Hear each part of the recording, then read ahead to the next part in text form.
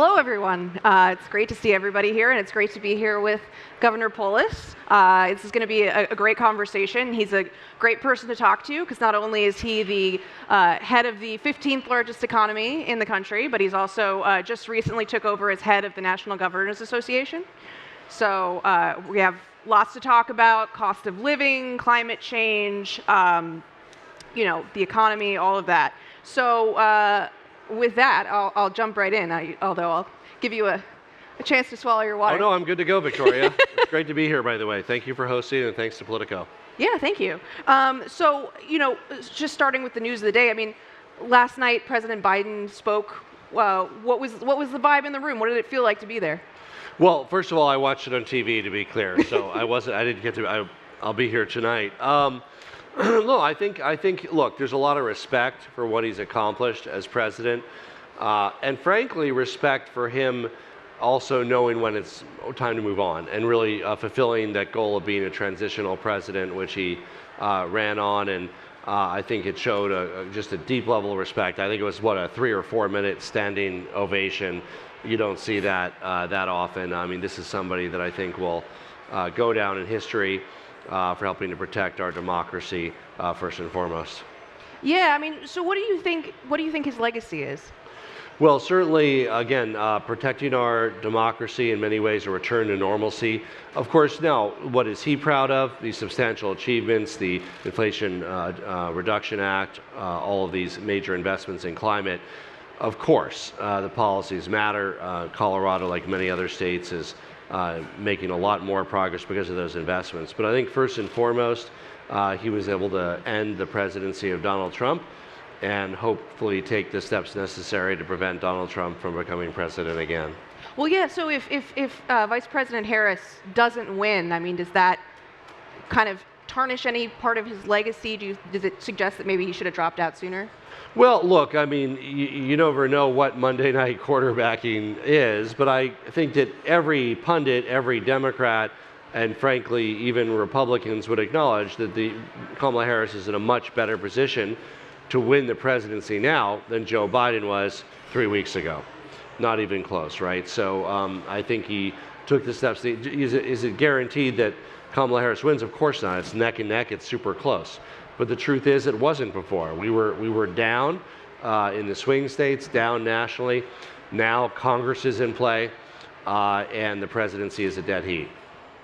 Yeah, so I do want to turn to policy, but another question on Donald Trump. You made your fortune in internet startups, and we've seen a lot of these tech types, Mark Andreessen, Peter Thiel, Elon Musk, really support Donald Trump and J.D. Vance, and I'm curious what you make of that. Do you think that's sort of a sign of a broader shift in Silicon Valley? Well, no. I mean, it's still news when a tech entrepreneur supports Trump, because I think the vast majority of tech is very supportive of Kamala Harris. I mean, they've raised tons of money. Most of the voices and people I know in the entrepreneurship world are strongly supporting Kamala Harris. Again, policies. They agree and disagree with, I'm sure, elements of both candidates' platforms. But first and foremost, just protecting the integrity of our democracy, free speech, the stability you need to grow a company and raise capital and exit. And frankly, from folks I know in Colorado and California and New York and other states, the vast majority of tech entrepreneurs I see are strongly supportive of Kamala Harris. Did you know her from tech circles?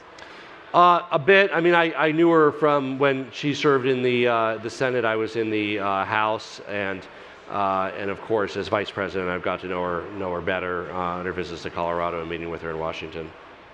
So, as I promised, I did want to talk about policy. You're now the chair of the National Governors Association, as I said, just last month, fresh off. Mm-hmm. And you're focusing in particular on education and the workforce. So, what do you think is the biggest role that the government has to play in helping people, skill up for these better-paying jobs? So the National Governors Association is really where all the governors, Republican, Democratic, work together. It's a great environment for collaboration. Governors, like mayors, are really problem solvers at the end of the day. And we're really focused on, let's get ready. How can we better measure the outcomes to make sure we're getting value for our dollar in education, because if you ask governors for most states, investing in our schools is the single biggest line item in our budgets. It is for Colorado. Some states it's 20% of their budget, 30% of their budget, single biggest line item. And governors across the board, Republican and Democrat, really care about two things. One, let's get ready. Is it helping the individual learner succeed, right? Is a kid able to enter a pathway that makes sense for them to have a good job that allows them to succeed? And then two, does it work for the economy as a whole? Does it help make our states attractive for companies to locate, attract and retain the people they need to thrive? Attracting and retaining people is one of the top concerns of companies, and we want to make sure that there's that solid partnership there with our schools to make sure that we're preparing the next generation of kids to have good jobs and help power the growth of the private sector. How do you think policymakers are doing, sort of at the state level and the federal level, at dealing with sort of the looming situation of artificial intelligence? I mean, you're a tech guy. How much of that is a threat to the workforce? Well, I think what I'd like to see certainly is a national approach, because when you have 50 states and the territories doing different things, it creates a disincentive to innovate. It makes it harder for tomorrow's garage innovator to have 50 different compliance regimes. It's better for our country to have one. And obviously there's a wide band of exactly what we should do. But frankly, it's more important to have one, as long as it's reasonable, than to have 50 all over the place that just add compliance costs and legal costs and bureaucracy to companies and discourage disruptors and innovators. But are you worried about, the potential if we don't act soon enough to make sure that workers are ready? Well, I mean, look, AI is being utilized in every part of work. We're very excited leaning into it, how we can provide state government services better. But I think that everybody, it can improve jobs and help people in so many different fields. I mean, we're really just scratching the surface. But obviously, the ramifications for humankind are great, and I would love to make sure that it's appropriately looked at and regulated in the right way and not have 50 different compliance regimes. So NGA is also focused on housing affordability, which is a huge topic. Vice President Harris rolled out some policies recently, last week. She wants to have the construction of 3 million new homes. She wants to have credits for people who are first-time home buyers.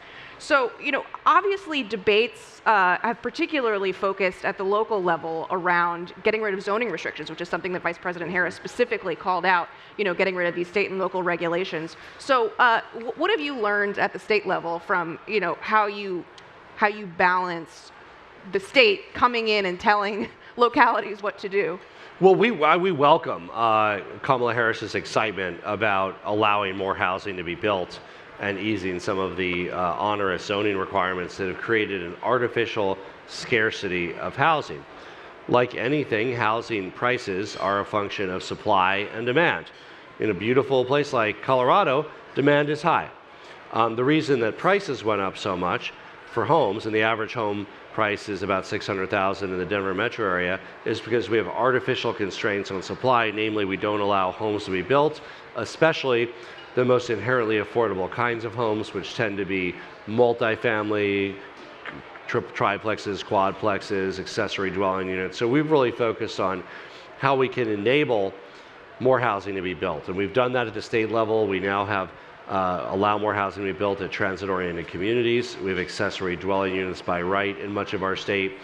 I think from the average person's perspective, the average voter's perspective, it's not so much about whether this is your mayor, your governor, or your president solving it. It's really about how do you solve it, right? People experience it in different ways. It could be your 26-year-old daughter's living in your basement and can never afford to move out. It could be you're a renter and you want to buy and start building equity, but you can't afford the down payment.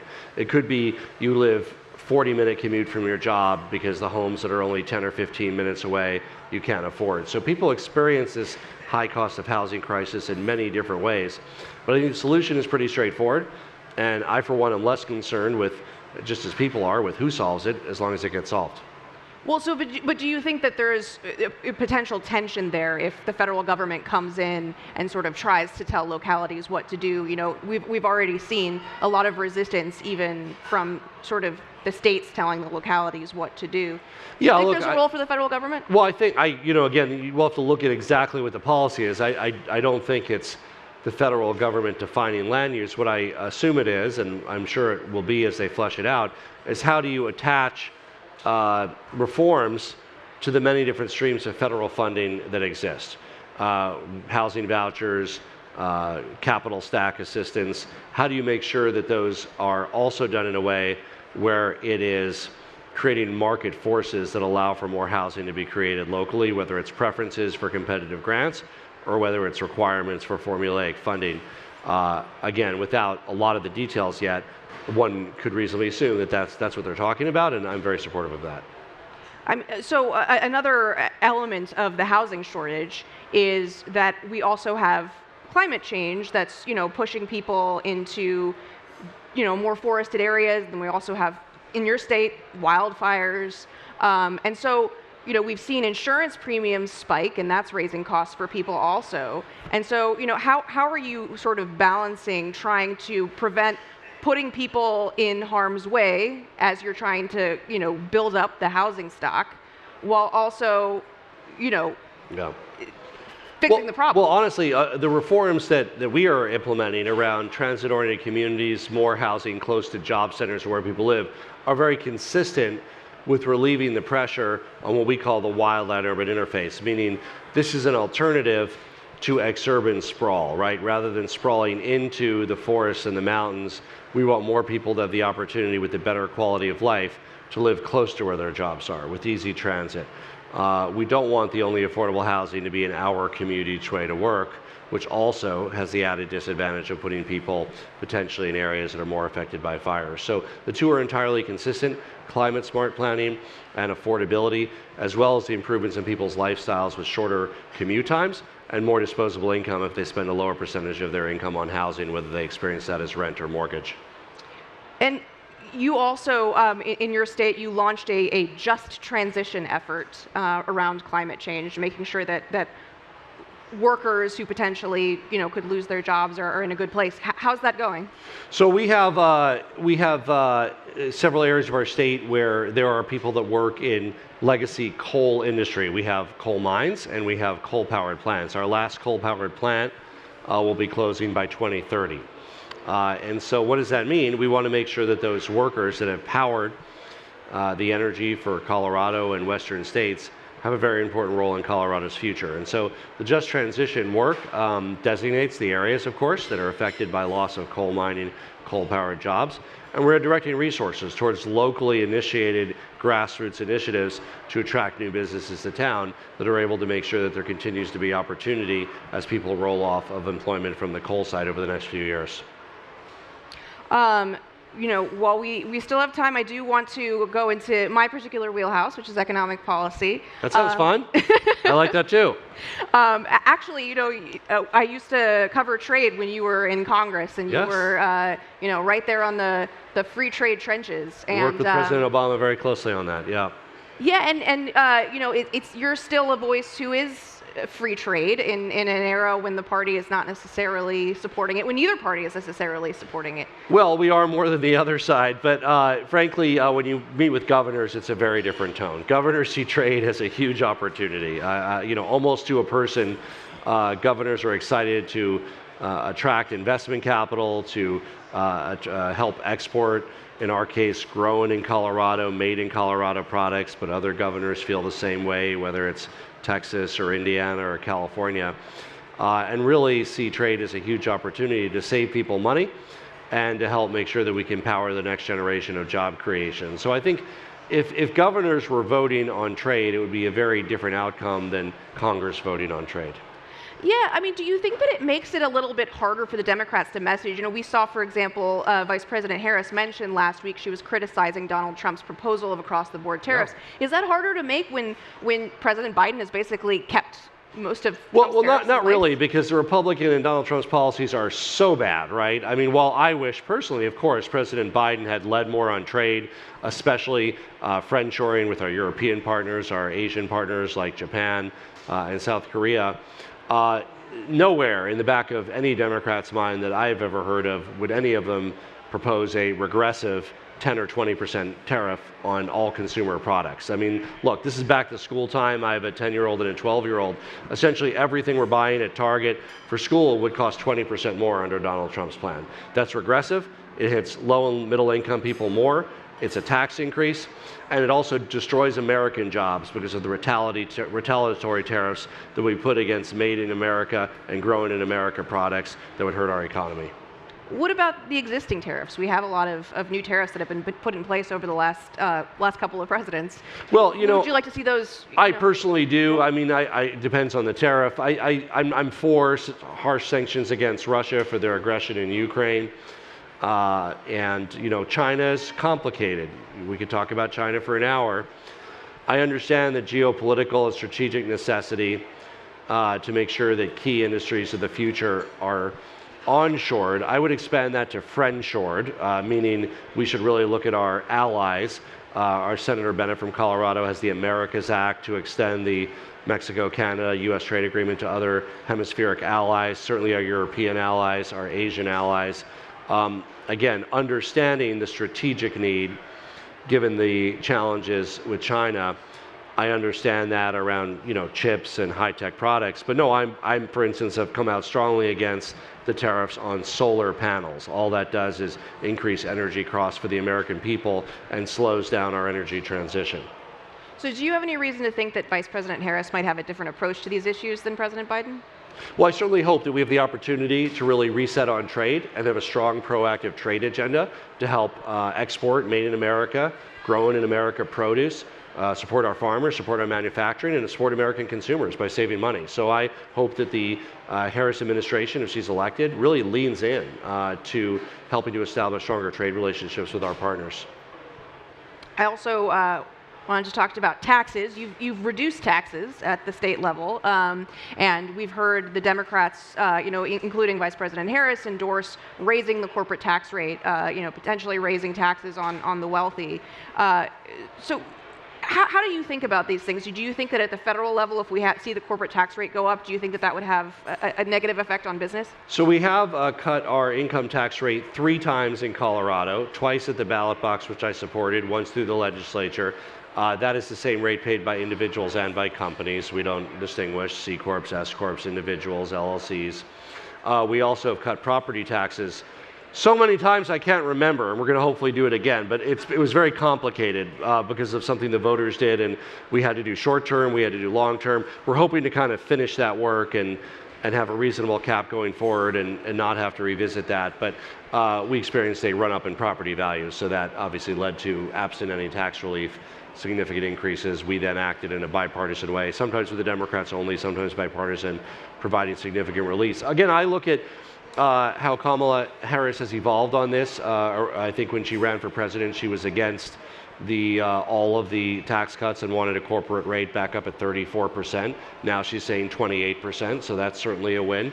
Would I like to see more pro-competitive, pro-growth economic policy? Of course. And keep in mind that while the president's viewpoint matters, just as perhaps a governor's does, frankly, legislatures matter even more. So, making sure that we have pro-growth Democrats that support keeping American businesses competitive here and abroad is absolutely key to make sure that we continue to grow our economy successfully.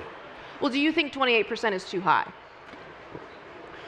Look, it's much better than her previous position of 34%. I'm glad to hear about Kamala Harris wanting to preserve some of the tax cuts that help make American businesses more competitive. And I hope that there's interest in looking for more.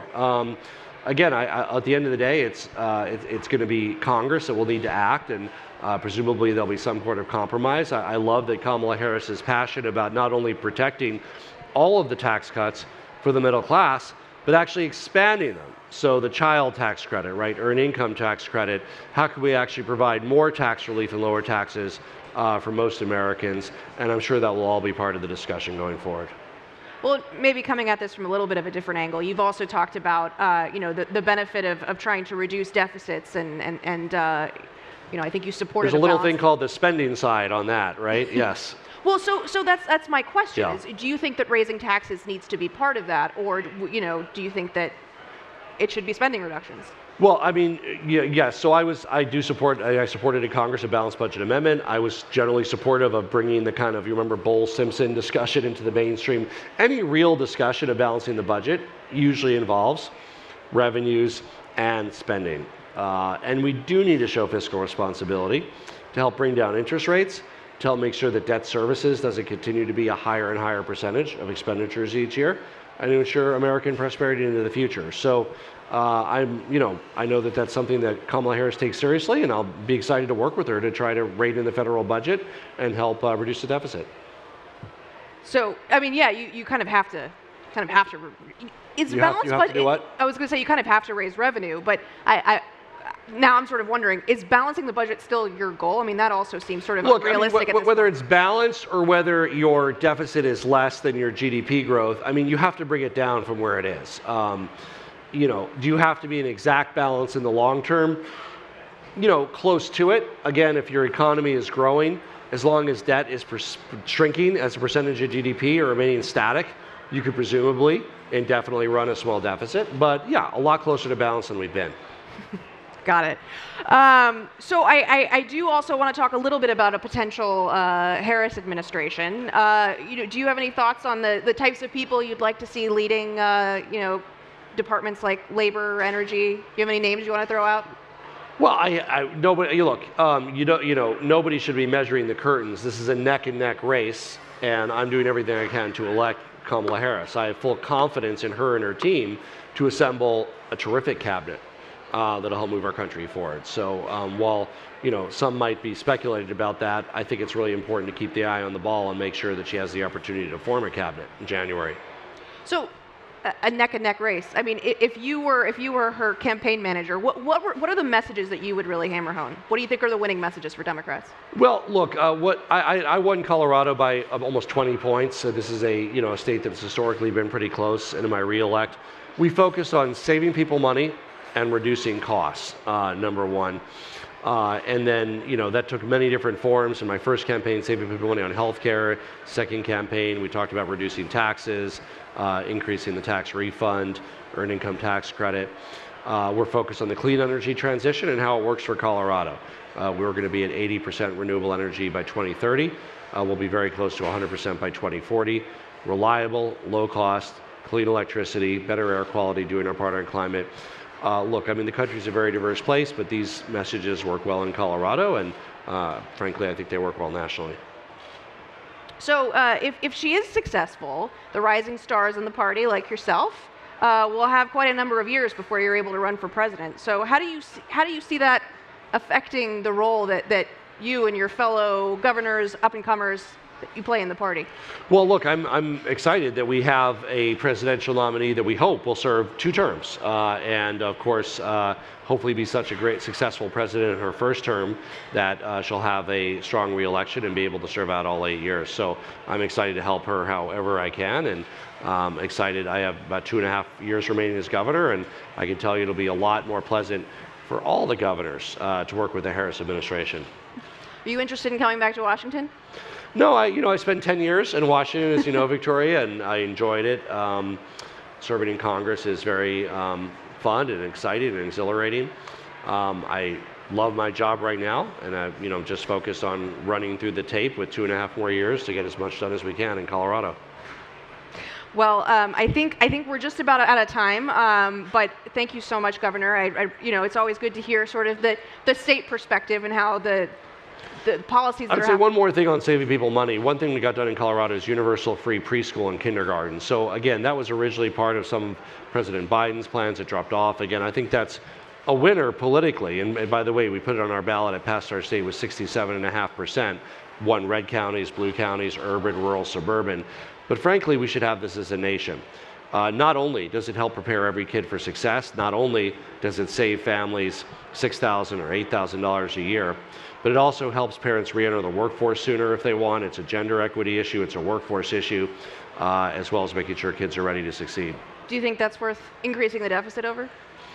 Look, it's an investment. And you saw Kamala Harris the other day, she talked about return on investment, ROI, right?